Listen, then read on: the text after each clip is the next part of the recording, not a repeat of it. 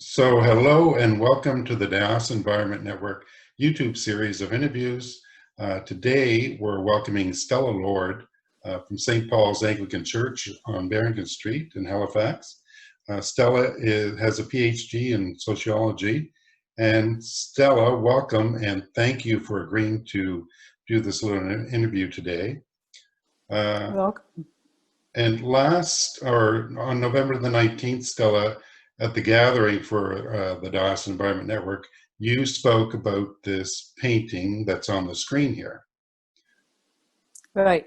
Can you tell us a little bit about this painting and why you wanted to talk about this painting? Yeah, sure. I actually first saw this painting. One of the assistants at St. Paul's in a sermon showed this painting. Mm-hmm. And I can't really remember what the sermon was about, but it really struck me for a number of reasons. Mm-hmm. And I came home and did some research on the painting, and then I got even more interested in it. Obviously, it's very striking. Mm-hmm. There's this rather gross display in the front, and I'm sorry for any vegetarians who are watching this. But it's like a still life of a butcher's shop. Mm-hmm.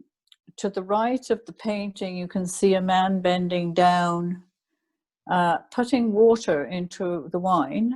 Mm-hmm. He has a red jacket on, and the red jacket was a symbol of a butcher. In those days, they belonged to a guild of butchers. And if you look at the orange pole just next to the ribs there on the left, mm-hmm. there's a kind of symbol, which was the symbol for the guild, and it was his mark, if you like. So it was a particular butcher's shop. And then in the background, there's almost like mirrors, vignettes, paintings. You can't see them all in detail, perhaps on your screen, but you know, they're very symbolic. Mm-hmm. They relate back to what you might say Christian values, Christian virtues. So he's contrasting in this painting what's going on in Antwerp, where the painting was painted in 1551. Mm-hmm. He's going back or going into another kind of spiritual realm, which is really asking us questions about what's happening, in his case, in 1551 in Antwerp. Mm-hmm. But I think it's still very relevant today to ask ourselves the same kind of questions. So if you can take your eyes a little bit off the display of meat, we can see just above the ox's head, mm-hmm. 2 fish in a cross on a plate, mm-hmm. pewter platter probably, which was a sign of Lent. Mm-hmm. So he's contrasting this display with the traditional Christian season of Lent, which is supposed to be about fasting and thinking about what's coming after Lent. Then behind that, if you can make your screen a little bigger, or if you've got a big screen, you can see it. There's another painting, which is almost like a mirror, and it's the flight into Egypt by Joseph, Mary, and baby Jesus. Mm-hmm. And Mary is leaning back and giving alms to a beggar. And in the behind that, there's actually, if you can see it in detail, there's a whole line of people following. So I'd never thought about this, but the flight into Egypt in this depiction is not just Jesus and Mary and Joseph. It's a whole bunch of people who are fleeing mm-hmm. Judea because of the persecution. Mm-hmm. So I think that speaks to me today anyway, in terms of what's going on in the world. And then there's another painting which you can't see very well. Mm-hmm. On the top left-hand corner, it's a painting of a beautiful building in Antwerp. And next to that building, it's actually it was a convent for sisters who looked after the poor and the indigent, as they called them in those days, in Antwerp.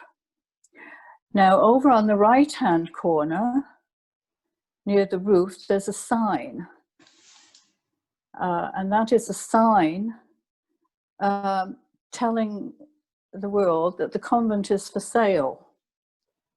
And it's been sold to a very wealthy developer, somebody who was quite well known in Antwerp, apparently at the time, mm-hmm. for buying up buildings and converting them or tearing them down to build fancy houses or factories or something like that.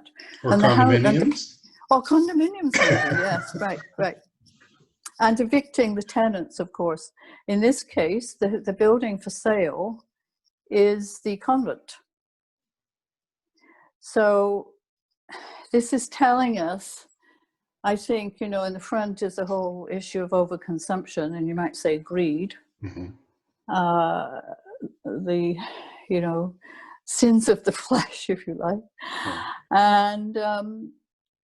And in the background, all these pictures of,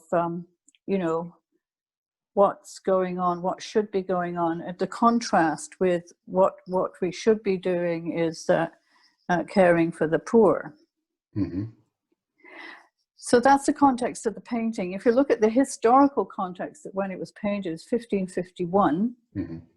in Antwerp, which was a growing mercantile city full of merchants who were trading. Mm-hmm. About 50 years later, in 1601,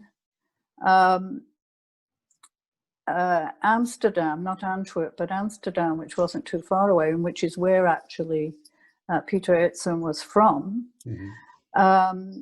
Developed the first stock exchange. And a year later, the Dutch East India Company mm-hmm. was formed, which would be the beginnings of the Dutch Empire, mm-hmm. which would begin to bring in spices, goods, and other things from the East, and would, of course, be a colonial power in the East. Mm.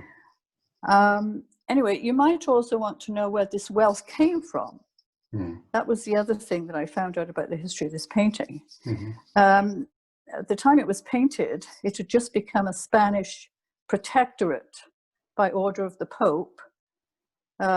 King Charles V of Spain became mm-hmm. the Holy Roman Emperor and took over, as a result of that, took over what were 6 Dutch provinces in the Low Countries. It wasn't called the Netherlands in those days.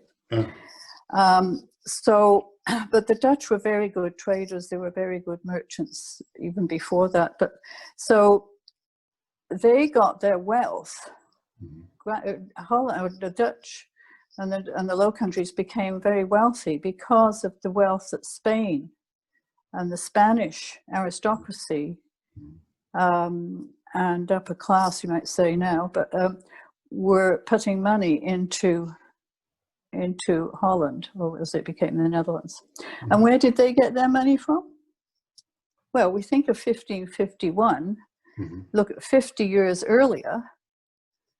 We're into 1492, 1497, mm-hmm. when you get the voyage of quote-unquote discovery by Christopher Columbus of the Americas, and the voyage of discovery by Vasco da Gama around the Cape of Good Hope to India to exploit spices and other things from there.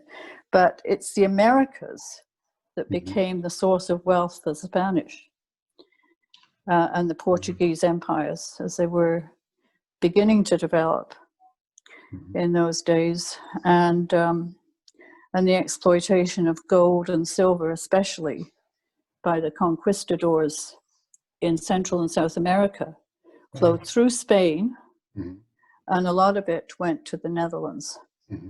So this is 50 years after the voyage of discovery. So that's where some of the wealth in Antwerp is coming from.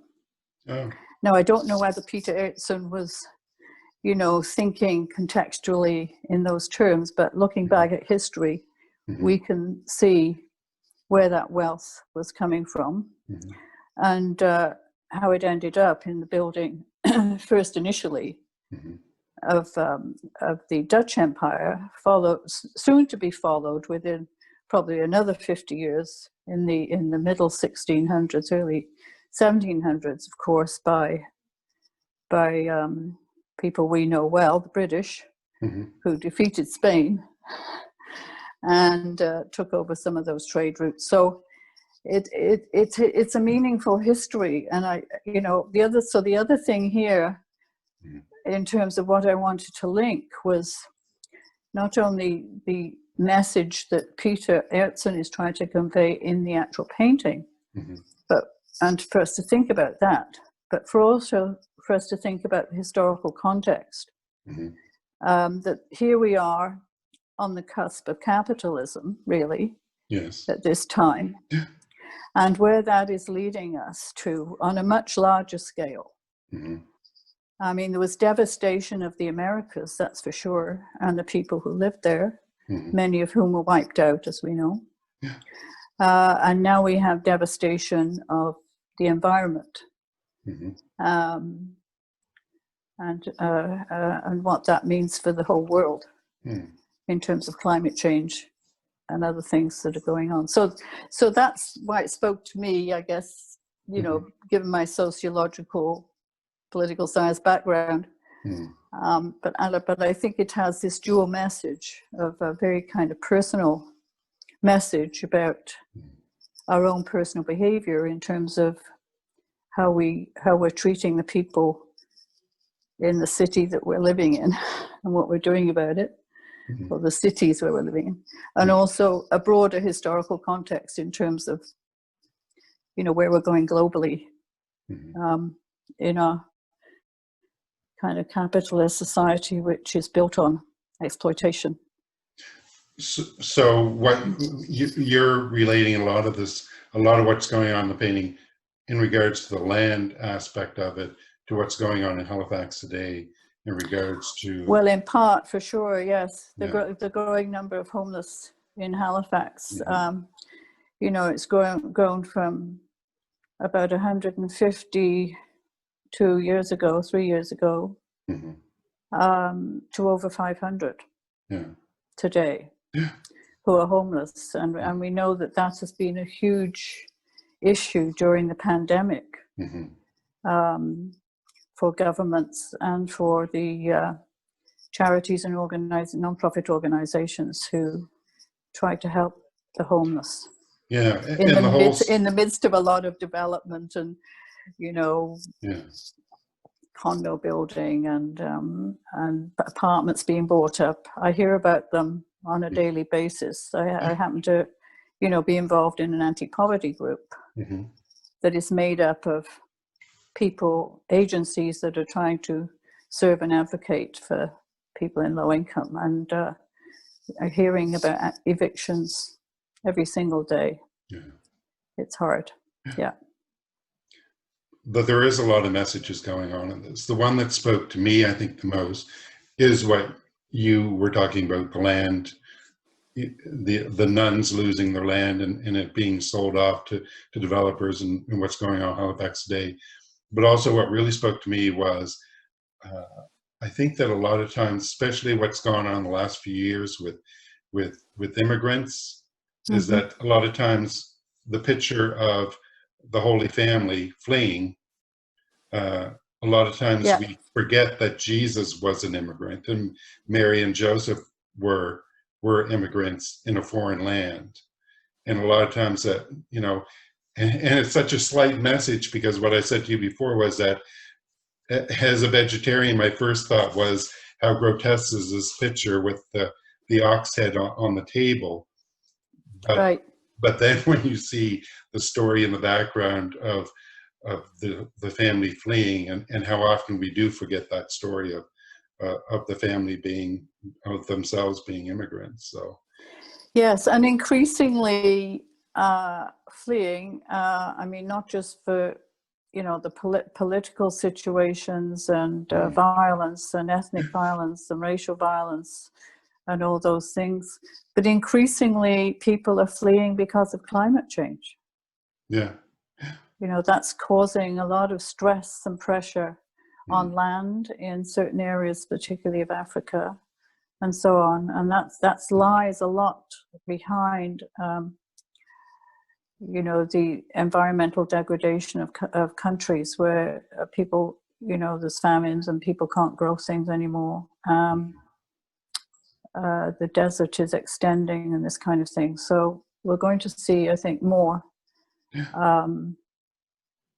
people fleeing some places, Africa, South America, even. You know, there are places where people can't live anymore because of flooding or fire, or, well, we've had it in North America ourselves, right? Yeah.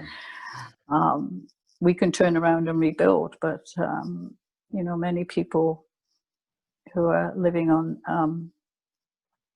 a very sparse land and incomes can't do that. Stella, we're almost out of time, but I just want to say thank you so much. It's been a really interesting talk. It's great how you related a piece of art from the 1550s. Sorry, what was it, 1550? 1551 it was painted, and he 1551? painted a number of other similar paintings, but mostly with vegetables in the front, so they're a little less stark. And but this painting is actually in South Carolina or North Carolina? It's in a museum in North Carolina, I think. Yeah. So interesting too. But thanks so much. It piqued my interest. It was a lot of good points that you brought into this. A lot of times we would see something like this and just go, this is a little bit odd, but it sent a lot of messages. It carries a lot of messages about what's going on. Yes, it does. Yeah. Thanks so much. Yes. I'm glad to share it. Thank you. Right. Thank you.